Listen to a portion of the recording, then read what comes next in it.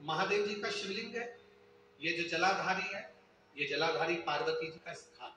इसके बीच में एक लाइन है, वो अशोक सुंदरी का स्थान। राइट में गणेश जी, कार्तिकेय जी। शिवलिंग के ऊपर जो जलाधारी रहती है, जिसमें से बूंद बूंद पानी टपकता, ये शंकर भगवान की 5 लड़कियां, जया, विषहरा, शामलीवारी, दौतली, देव, शिव जी की 5 बेटी। जब तुम्हें लग रहा है कि कोई बड़ी बीमारी हमारे शरीर में प्रवेश कर रही है और डॉक्टर कह रहे हैं कि इसकी जांच होगी, उसके पहले कुशा का जल, डाब का जल, ये अशोक सुंदरी का स्थान जहां पर है, और शिवलिंग का जो स्थान, इसके बीच में जो जगह खाली पड़ी रहती है, इस स्थान पर अगर हम कुशा का जल, डाब का जल चढ़ा देते हैं और उस जल को उस स्थान पर जहां तुम्हें लग रहा है कि इसकी जांच होने जा रही है, उस स्थान को लगाकर जांच के लिए जाते हैं, कभी जिंदगी में बड़ा रोग प्रवेश कर ही नहीं सकता।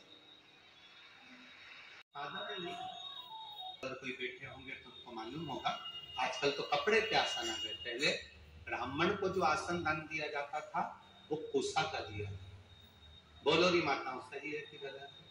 पहले 3 चीजें बड़ी विशेष होती थी ब्राह्मण को दान करने के लिए। कोसा का आसन होता था, सौभाग्यवती नारी को सुहाग का सामान जो दान दिया जाता था वो बांस की टोकरी में दिया जाता, जिसको सुहाग पिटारी कहते हैं।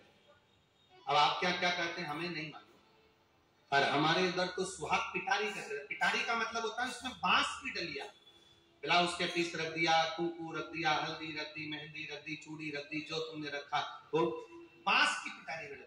बांस की पिटारी में क्यों रखते थे? हमारे यहाँ बांस की पिटारी की महत्वता क्या है? हमारे सनातन हिंदू धर्म में बहुत सी चीजें हैं जिसकी बड़ी महत्वता है। महाराज ये वंशकार है, ना ना ना, वंशकार बांस की डलिया का निर्माण करता है। जैसे बांस कभी समाप्त नहीं होता, लगा हुआ बांस में से बांस कटता जाता है, बांस टूटता जाता है, बांस कभी समाप्त नहीं होता। जिसमें से पैदा हुआ फिर होगा, उसको काट लो फिर होगा। उसी तरह वंशकार समाज जो बांस की डलिया का निर्माण करती है, वो वंशकार समाज बांस की डलिया इस भाव से बनाती है कि जिसके यहाँ शादी में जाए, सुहाग पिटारी में जाए, उसका सुहाग खूब बाबा कृपा बनाकर रखे, उसका वंश। अब लोग वंशकार आजकल राजनीति